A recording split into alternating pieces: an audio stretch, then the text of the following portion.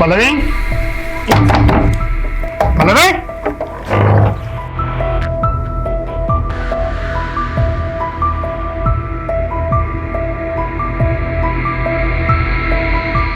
నువ్వేంటి ఇక్కడ?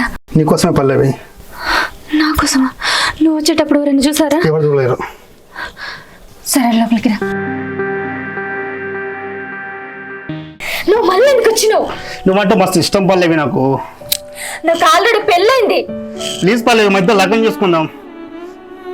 అప్పుడు పెళ్లి చేసుకోరా నేంటే కుక్క లెక్క తిరిగినా పట్టించుకోలేదు. అప్పుడు ఆడి దగ్గరికి పోతే చాలా ఉండే పల్లవి నాకు. ప్లీజ్ పల్లవి పల్లవి ప్లీజ్ పల్లవి చేసుకుందాం పల్లవి. అన్నం పెడతా పల్లవి.